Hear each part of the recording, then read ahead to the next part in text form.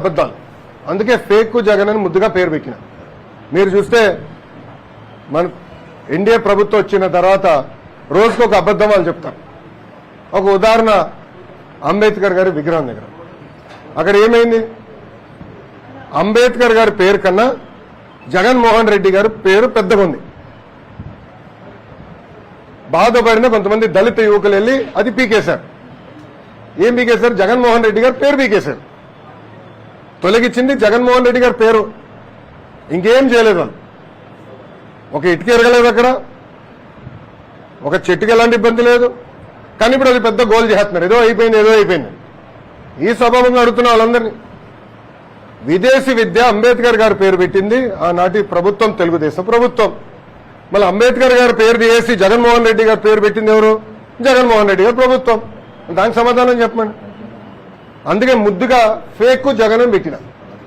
అబద్దాలు చెప్తానే ఉంటాడు. 2019 అబద్దాలు చెప్పే ముఖ్యమంత్రి అయ్యారు. ప్రతిపక్షానికి వచ్చిన తర్వాత కూడా, పులివెందుల ఎమ్మెల్యే అయిన తర్వాత కూడా అబద్దాలు ఈరోజు చెప్తున్నారు.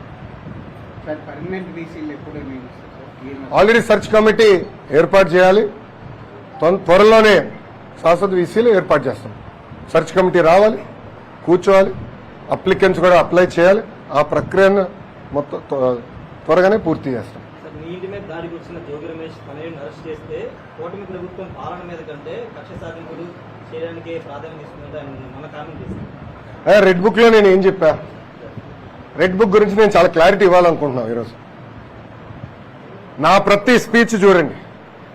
ఎవరైతే చట్టాలు ఉల్లంఘించి కార్యకర్తల్ని, ప్రజల్ని ఇబ్బంది పెట్టారో వాళ్ళని నేను వదిలిపెట్టాను అని స్పష్టంగా హామీ ఇచ్చాను. మళ్ళీ రిపీట్ చేస్తున్నా, చట్టాలు ఉల్లంఘించిన ఓకే. జోగి రమేష్ గారు అబ్బాయి ఏం చేశాడో ప్రజలు తెలుసుకోవాలి. అగ్రిగోల్డ్ భూమి పత్రాలు తీసుకుని ఫేక్ పత్రాలు సృష్టించి అతని పేరుపై ట్రాన్స్ఫర్ చేసుకుని అమ్మేశాడు.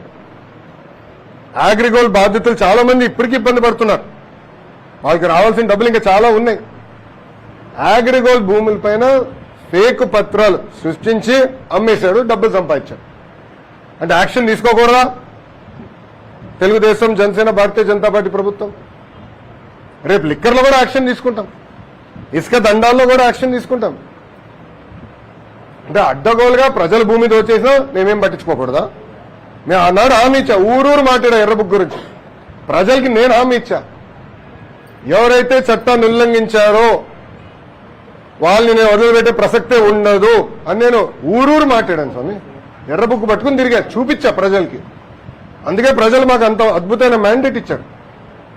దాని ఒక్కోళ్ళే కాదు, అందరం కలిసికట్టుగా పోరాడడం. దాంట్లో భాగంగా రెడ్ బుక్ ఒక మ్యాండేట్ మాకు. నేను ఊరూరు చూపించా రెడ్ బుక్. నేను ప్రతి పబ్లిక్ మీటింగ్ లో చూపించా. ప్రజల నిన్న ప్రతి నియోజకవర్గంలో మేము గెలిచాం.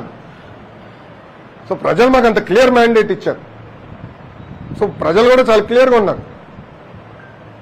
ఎవరైతే తప్పు చేశారో వాళ్ళని వదిలిపెట్టొద్దని క్లియర్గా చెప్తున్నారు. అది అమలు చేస్తాం. సార్, మంగళగిరి అంటేనే లక్ష్మీనారాయణ స్వామి గుడి, లక్ష్మీనారాయణ అంటే మంగళగిరి. అలాంటి గుడిలో ఉదయం పూట ఉచిత ప్రసాదం దొరకట్లేదని చెప్పి భక్తులకి ఎన్నో ఫిర్యాదులు వచ్చినాయి. అలానే మెట్ల మార్గం కానీ, పెద్ద కోనేరు కానీ, ఈ పనులన్నీ అలానే ఉండిపోయింది. సో వాటి మీద ఏదైనా పరిశీలన చేసే అవకాశం ఉందా? మీ అందరు తెలుసు, ఎన్నికల ముందల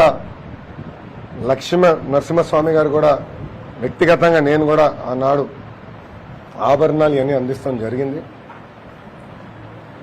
చాలా మంది నాకు వచ్చి చెప్పారు, మొత్తం గుడిని, కోనేరుని, పానకాల స్వామి కూడా మొత్తం ఆ ప్రాంతం అభివృద్ధి చేస్తే బాగుంటుందని చెప్పారు.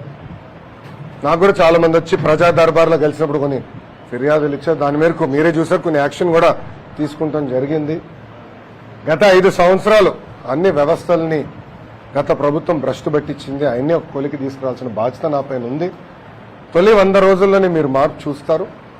గుడికి వచ్చేగల నేను అనేక మందితో మారుతున్నా, ప్లానర్స్తో డిస్కస్ చేస్తున్నా.